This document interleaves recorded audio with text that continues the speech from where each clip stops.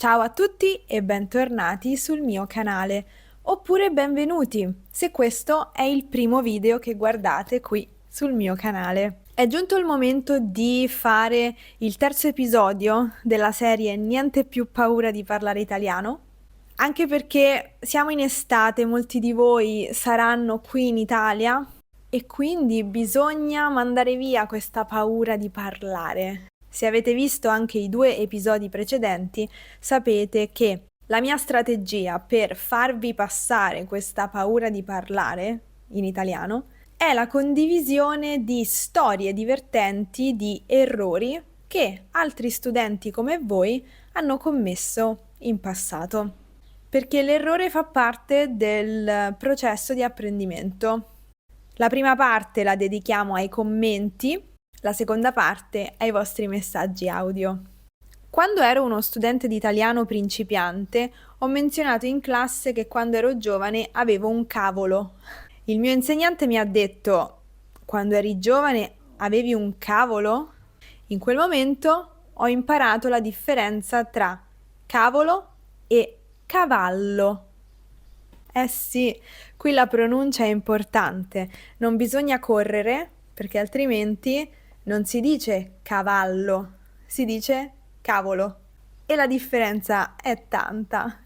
Una volta, quando ero ancora a scuola, dovevo creare un opuscolo sui monumenti di Vienna per turisti.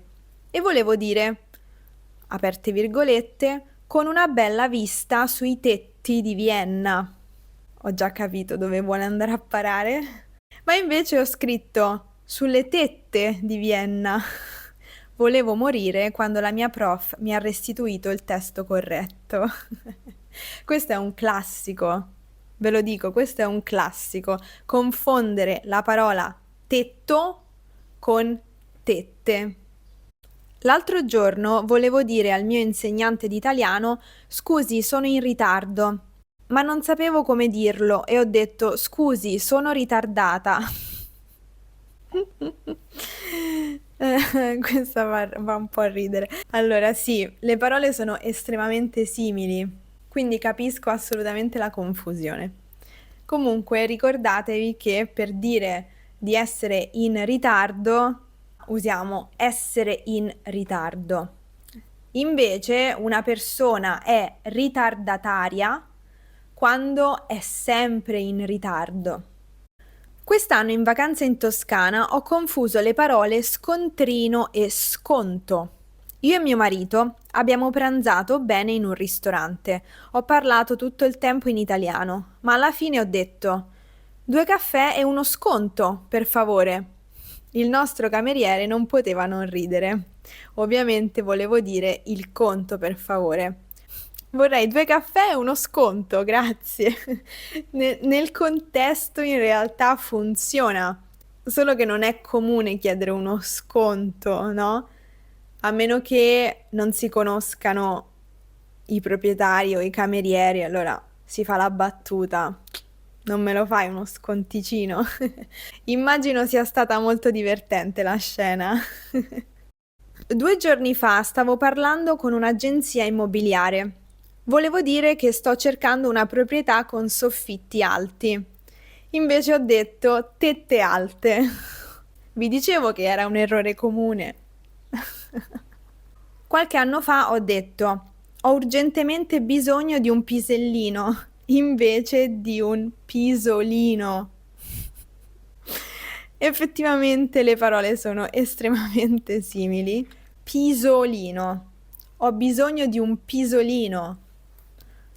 I need to take a nap. Ho bisogno di un pisolino. Questo è tutto per i commenti di oggi. Adesso ascoltiamo qualche messaggio vocale. Ciao Lucrezia, mi chiamo Sam, sono belga. Qualche settimana fa stavamo parlando con amici e una mia amica aveva detto qualcosa di incorretto e io volevo dire hai torto, ehm, che significa you're wrong, però in inglese you are wrong e not you have wrong. Ehm, Allora nella mia testa, volevo dire essere torto, e perché era una donna, ehm, volevo accordare il genere della parola torto, ehm, perché pensavo che era un aggettivo e non un avverbo. Allora io diceva sei torta, invece di hai torto. Sì, abbiamo riso molto, abbiamo riso molto. È una frase molto diplomatica in una discussione. Invece di dire hai torto, hai sbagliato, sei una torta. Ciao Lucrezia, mi piace un sacco i tuoi video. Veramente ho deciso di parlare in italiano anche se faccio errore, perché penso che parlando è la migliore forma di correggere questi errori. E forse sono un po' senza vergogna, ma credo che facendo lo sforzo e facendo il mio meglio starà bene. Grazie e un abbraccione. Grazie a te, Alicia. Questo è l'atteggiamento giusto. Ciao Lucrezia, sono Dagmara dalla Polonia. Devi sapere che mi piacciono molto le tue lezioni. Ecco è la mia storia breve. Ho parlato con un mio amico italiano che mi ha chiesto se potevo uscire a cena con lui. Gli ho detto che purtroppo non potevo perché sto cenando con i miei conigli. Ovviamente volevo dirlo con i miei coinquilini. Grazie per tutto che fai. Ciao! Ok, questo era divertente. Non posso venire a cena con te perché devo cenare con i miei conigli.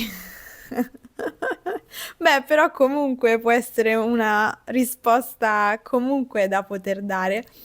Qui la confusione è stata tra le parole conigli e coinquilini.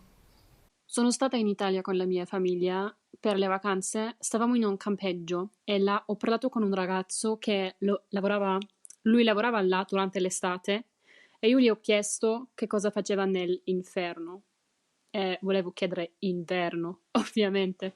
Lui ha riso, però mi ha capito.